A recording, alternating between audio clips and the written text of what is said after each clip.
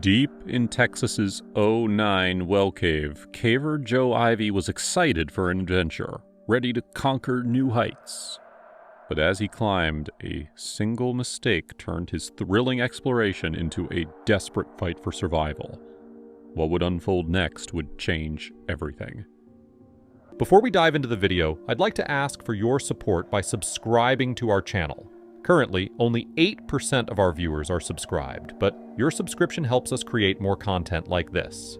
Simply click the subscribe button, like this video, and hit the bell icon to stay updated on our latest uploads. Joe Ivy was a passionate caver from Texas, born in 1965. Growing up in a suburban neighborhood, he felt a strong desire to explore the outdoors. At 16, he joined the San Antonio Grotto and discovered his love for caving. Joe quickly became skilled at navigating caves, finding joy in the beauty of the underground world. He spent many weekends exploring hidden passages and sharing his adventures with friends. At first, Joe Ivy seemed just like another excited teenager, but he quickly showed that he was much more than that. As he worked on his caving skills, he became an important member of the Bear Grotto, a local caving group. Joe's natural talent for exploring caves, along with his funny personality, made him a favorite among his fellow cavers. His love for the sport earned him respect and recognition around the world. Joe was especially known for leading daring adventures in some of Texas's longest and toughest caves. His fearless attitude and ability to navigate tricky cave systems set him apart as a leader in the caving community. He also took part in many expeditions across the United States and into Mexico, always looking for new challenges and beautiful underground places. One of the caves that Joe felt pure joy in was 09 WellCave. It is a remarkable underground wonder located in Texas, known for its stunning geological features and unique formations. The 09 WellCave captivates explorers with its impressive high domes, intricate passageways, and fascinating mineral deposits. The cave's diverse environment supports various wildlife, making it a rich ecosystem for caving enthusiasts to study. Joe Ivy's choice to explore the 09 WellCave came from his strong love for caving and his desire to challenge himself. After spending years improving his skills and gaining experience in various caves throughout Texas and Mexico, he felt a special pull toward the unique features of 09 WellCave. His interest in this cave grew during earlier visits, where he spotted potential passages that suggested that there were hidden areas waiting to be discovered. This curiosity pushed him to think about new climbing techniques that could be useful in tackling larger and more complicated caves. The chance to attempt a record-high dome climb at 09 Well was the perfect opportunity for Joe to put these new skills to the test. Joe planned his trip to the 09 WellCave, and to make the most of his adventure, he invited his friend Tom Stitch to join him. Before their trip on Saturday, September 30th, 2000, they knew that some preparation was important for cave exploring, especially in a challenging place like 09 Well. They gathered essential gear, including protective equipment to keep them safe. They also packed a cordless hammer drill and expansion bolts, which would help them navigate the cave's tricky areas. 09 WellCave features a fascinating and intricate structure that captivates with its complexity. The cave begins with the terminal room, located 33 feet below the surface, serving as the initial chamber. As you move deeper into the cave, it extends downward to a total depth of 300 feet, showcasing a series of distinct levels. At around 100 feet down, a notable section is obstructed by a water pipe, creating a challenging aspect of the cave's design. This structural feature adds a layer of complexity to the cave's layout, influencing how the space is navigated. Throughout its depth, the cave presents a variety of geological formations and unique features, including stalactites, stalagmites, and intricate rock patterns. The complexity of 09 WellCave made it a significant challenge for Joe and Tim, requiring 3 weekends and 5 trips to advance their climb. Typically, caves like this take a similar amount of time to explore due to their intricate structures, unpredictable terrain, and the inherent risks involved in caving. Factors such as vertical drops, narrow passages, and the need for specialized equipment all contribute to the extended duration of such adventures. They encountered difficulties, especially during the second weekend when they had to clear a muddy section, which slowed their progress considerably. By the final weekend, Joe and Tim understood the importance of establishing a dependable climbing system to enhance their safety as they navigated the challenging cave. Recognizing the potential dangers of their ascent, they took proactive measures to ensure that they were well prepared for any unforeseen circumstances. To create a secure anchoring point, Joe drilled 2 bolts into the rock at the base of the climb. This step was crucial for providing stability and support during their descent. He then attached a Kong slide, a specialized metal device designed to absorb shock in the event of a fall. To complete their setup, they threaded a 9mm static rope through the slide's holes. This configuration allowed for controlled friction, giving them better handling as they maneuvered through the cave. With their climbing system in place, Joe and Tim felt more confident and ready to tackle the remaining challenges of the cave exploration. When Joe and Tim first climbed the well, they experienced a few falls onto their rigging. To their pleasant surprise, the Kong slide easily absorbed the energy from each fall, making them feel safe. The slide allowed them to move smoothly along the rope, which gave them more confidence during the climb. On average, these falls were about 4 meters high, and the rigging worked very well, reducing the impact and helping them descend safely. This positive experience not only lifted their spirits, but also showed them that they were well prepared for this exploration.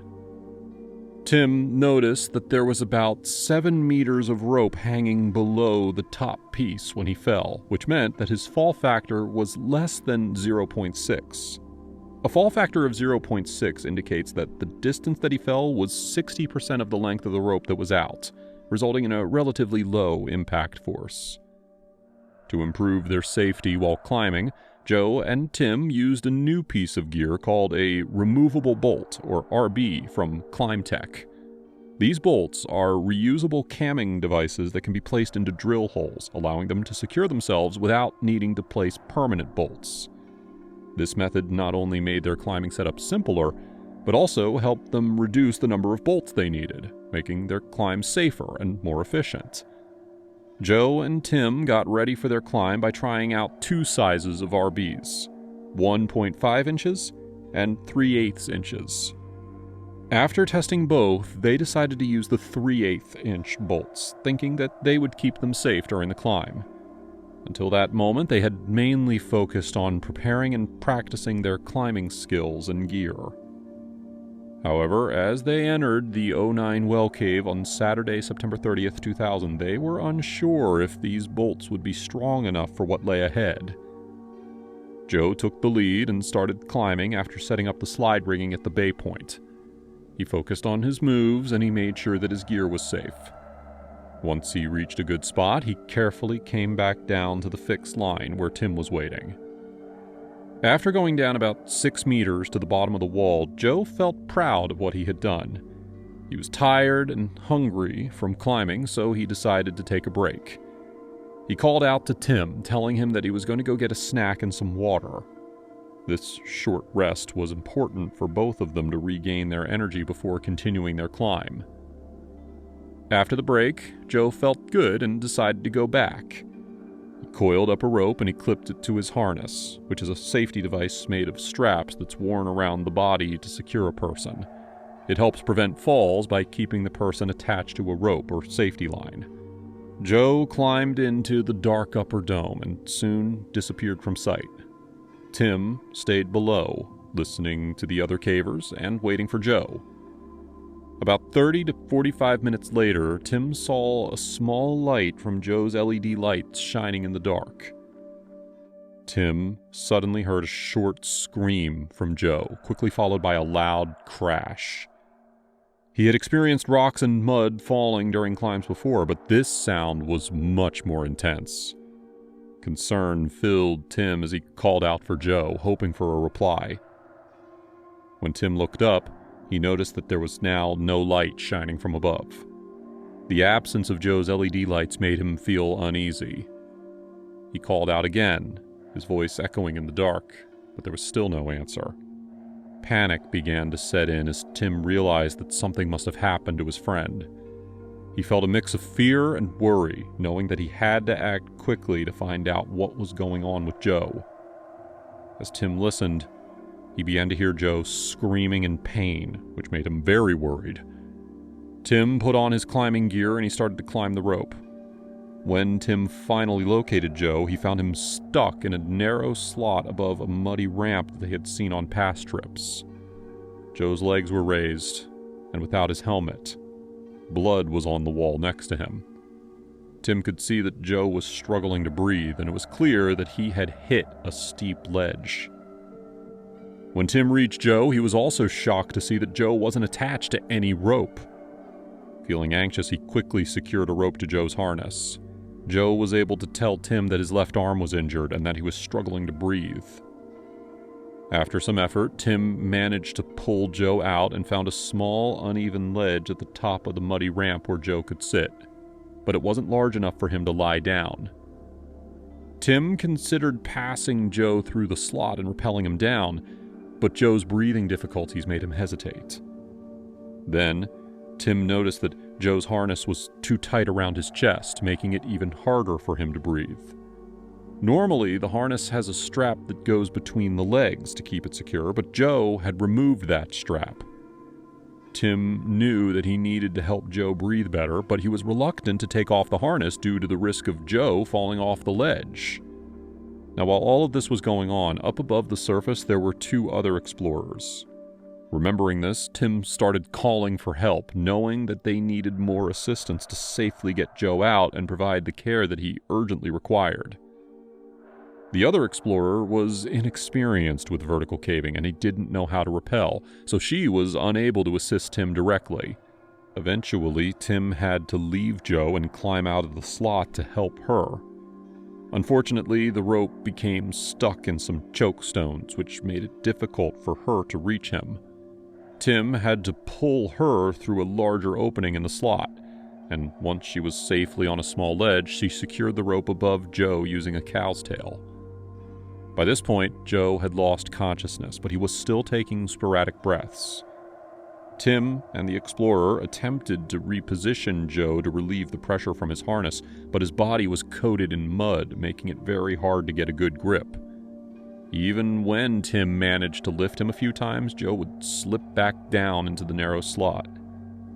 Eventually, Tim was able to get Joe off the wall and rappelled down, securing him with a cow's tail using 2 carabiners.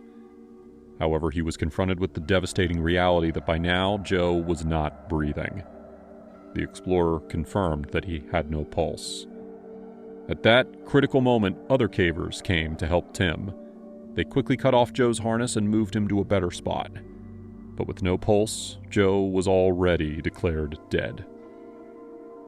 On October 1st of 2000, a rescue team went into the 09 WellCave to recover Joe's body. They worked hard to bring him to the surface, marking a sad end to the tragic event that had happened in the cave. The investigation into Joe Ivey's fall in 09 WellCave revealed several possible reasons for the accident, emphasizing the critical importance of climbing safely and using proper equipment. Joe was alone during his ascent, and the circumstances surrounding his fall continue to remain speculative due to the lack of witnesses. He had limited time to set up his safety gear, approximately 30 to 45 minutes, which likely restricted his ability to place adequate protection. His hammer was found still attached to his harness, suggesting he may not have been using it when he fell. Several possibilities emerged during the investigation. Joe may have been using a self-belay system that was designed to absorb the energy of a fall. However, the effectiveness of this system in the muddy and wet conditions of the cave was questionable. Additionally, the lead rope was found cut with signs of severe damage, indicating that it may have been compromised under a heavy load, possibly due to the Kroll ascender cutting through it. Climbing safety relies heavily on understanding fall factors, which measure the potential impact of a fall based on the distance fallen and the length of rope available to absorb that fall. A fall factor of 2, which Joe may have experienced, exerts extreme forces on both the climber and the equipment.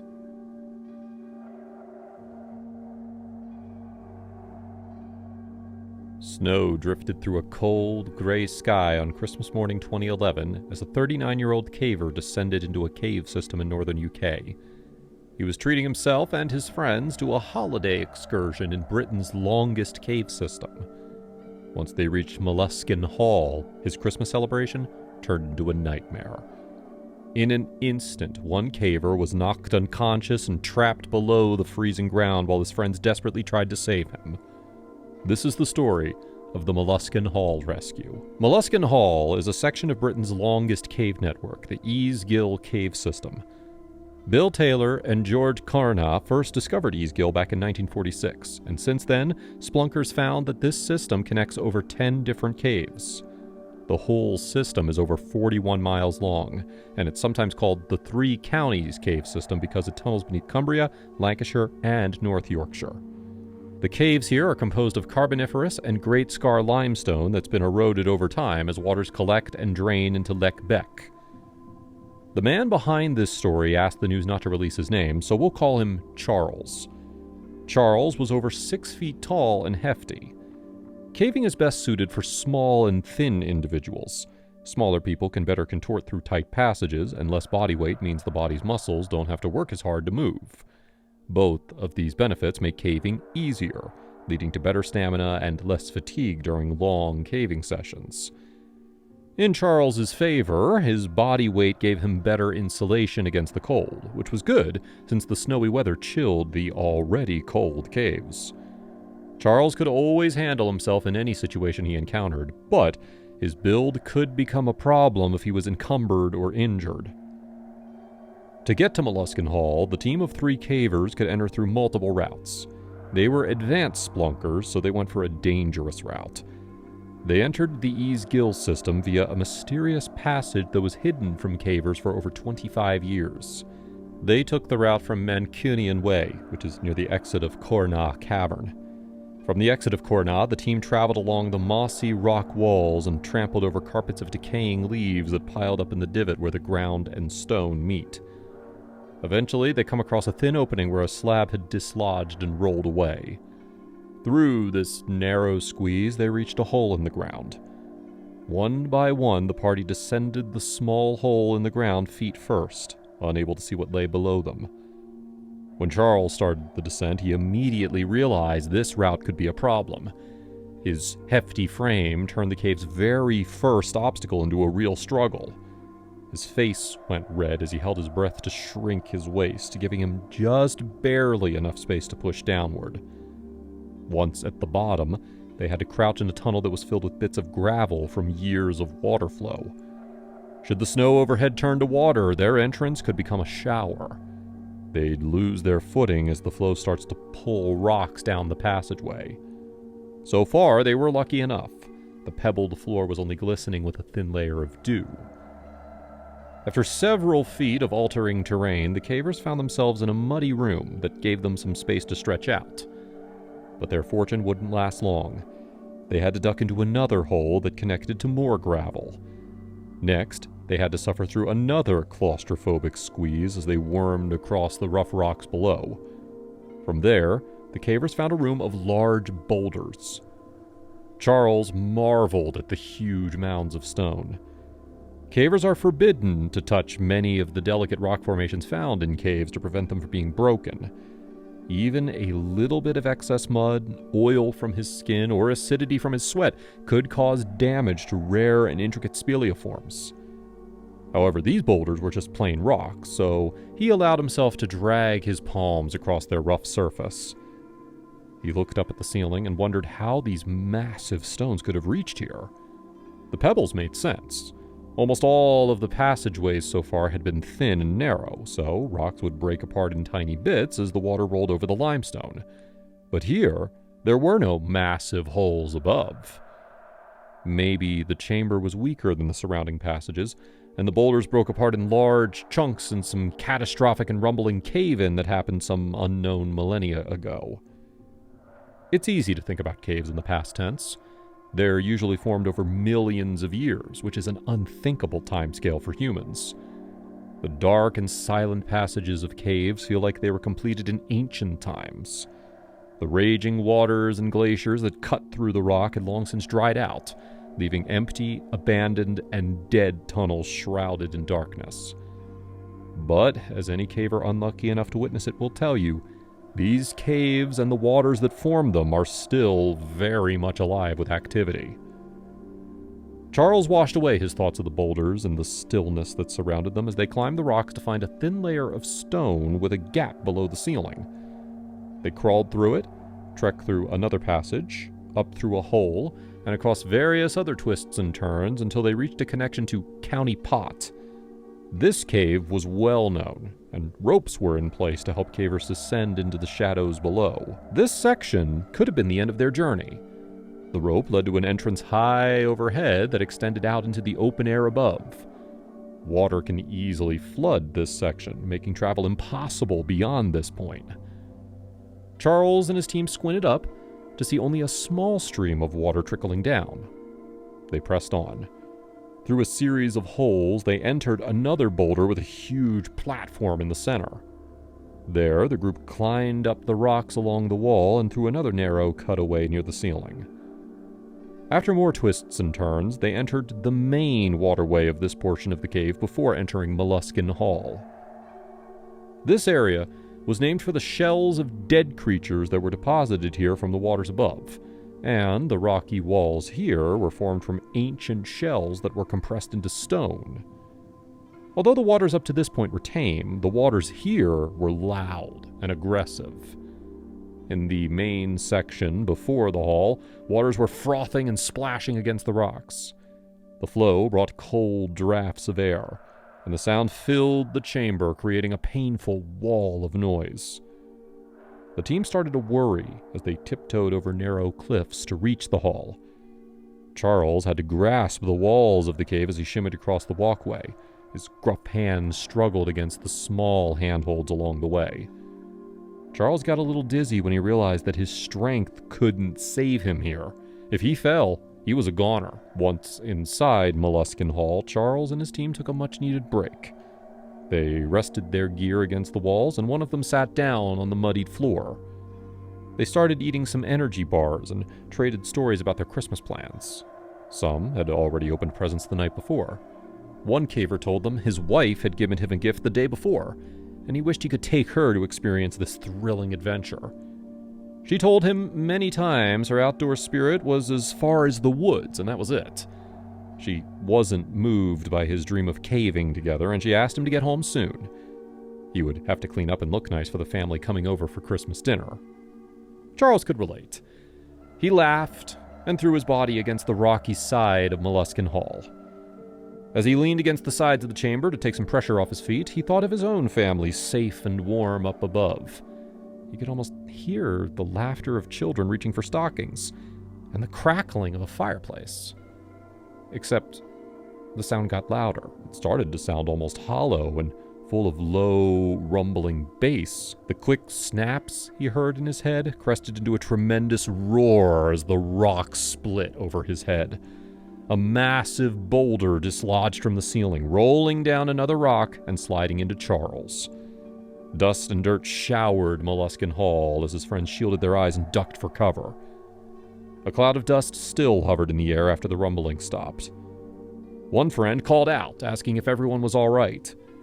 The other friend reached out and grabbed him, whispering to be quiet. Any loud sounds could shake more dust loose and cause a deeper rock slide. These two were accounted for, but Charles was silent. As the dust settled, they saw what had happened. The impact of the boulder had thrust Charles to the ground and pinned his leg to the rocky floor below. Even through dust, without full vision of the scene, the cavers could see that Charles's foot and part of his lower leg were bent upward in an impossible direction. They scrambled to the ground and wrestled with the boulder. In the best case scenario, Charles could walk it off and climb out of the cave. Otherwise, he could be injured, and in that case, the boulder could cut off circulation. In a worst case scenario, moving the boulder could cause more damage if it rolled the wrong way, or if the pressure bent his bones as it rolled off of him. His friends weren't thinking about the possibilities. They heaved the freshly carved stone off of him, sending it rolling a few times down the grooved floor of the cave. As the boulder's thudding tumble came to a halt, they bent down and tried to communicate with Charles, but he gave no response. He lay motionless on the floor as his friends gingerly checked for his breath and pulse. He was alive, but they couldn't risk moving him. In the chaos of the cave-in, they weren't sure what part of him the boulder had hit. Even though he had no visible head injuries, moving him could cause permanent damage to his nerves, or cause any internal damage rupture, sending blood or cerebral fluid into his brain. His leg was still twisted from the impact, but it flopped to the floor, completely broken where the boulder had been. Blood began to soak through his overalls. He had a compound fracture that pushed his shin through his skin. There was no way Charles was getting out of Mlescan Hall without help. One caver instructed the other to stay with their unconscious friend while he climbed the rope out of the nearest exit. At around 6 p.m., just a short time before they were scheduled to leave the cave, the climber exited the nearby pothole. He immediately called for help. Emergency personnel contacted the Clapham Cave Rescue Organization. The Clapham team is one of the most elite rescue squads in the UK. They dispatched 30 volunteers to the scene, each equipped with their signature red jackets emblazoned with the logo of the British Cave Rescue Council. Along with the main group, 9 other volunteers from the Kendal Mountain Rescue Team and the Upper Wharfedale Fell Rescue Association also joined them. The Kendal squad specializes in outdoor rescues in snowy environments. They come well equipped with thermal protection, and their off-road ambulances would be vital for reaching the obscure entrance that Charles and his team used to enter the E-Skill system. The teams brought helmets in case more falling rock was dislodged during the rescue. They also brought radios and rock shoring equipment to break apart any boulders that might have cut off the exits. Reports said the boulder had been moved off of Charles, but that could mean it was a few feet away from him or a few inches. They had to be sure they had enough space to get him out. It only took rescuers 20 minutes to arrive at an entrance closer to the hall. In the meantime, Charles had woken up. His pain was intense, but only his leg was seriously hurt. The rest of him was fine. As adrenaline shot through his body, he frantically told his friend that they needed to get out of this chamber. His friend helped him walk his hands up the side of Mlescan Hall so he could stand on his one good leg. Together, they bravely inched toward the main chamber below the nearest pothole. But after only a few minutes, the pain gripped him once more, and Charles couldn't go any further. Together, they stayed on the rocky floor and waited. Minutes later, rescuers rappelled and climbed down the nearby rope. They saw Charles almost immediately and administered painkillers to quell his screaming. The team busted out a kit and used it to split his leg to prevent more damage. Together, the rescuers lifted him onto a solid stretcher and carried him to the vertical chamber. His massive body complicated this step. He was a little too long for the stretcher, and his weight challenged the rescuers to maintain their grip and balance as they waddled through the cave. The third caver had to wait at the bottom while the team connected the stretcher to the ropes. Since the cave already had anchor points and ropes, the rescue operation was smooth and fast. They only needed some extra hands to hold Charles's weight. It only took them an hour to get him out of the pothole. Once at the surface, the teams brought him to the awaiting Kendal team ambulance. Normally, rescues end here, but the next part of the trip was just as hazardous as the cave. The snowy weather had met with a warm front, turning the snow into a thick mist that blinded the roadways. After a slow drive, they rendezvoused with a second ambulance waiting at Bullpot Farm, the humble abode where many caving teams traveled to prior to their adventures below ground. Even though the rescue team got to Charles quickly, the return drive stretched the total rescue time to over 6 hours. It was midnight when the rescue ended. By then, Christmas had come and gone. Charles was safe, but he, his crew, and the 39 rescuers all missed their scheduled holiday plans. That's one of the many sacrifices that professional cavers have to make. To support their fellow splunkers, they remain on call 24/7. Instead of dinner and presents, Charles celebrated the gift of life with his friends and family, all thanks to the brave rescuers who dared to venture into the depths of Mlescan Hall. Spending Christmas in a cave wasn't a cheerful experience for our unlucky cavers, but was your holiday any better? Let us know your stories in the comments section below. If you enjoyed this video, make sure to hit that like button and also subscribe for more amazing stories.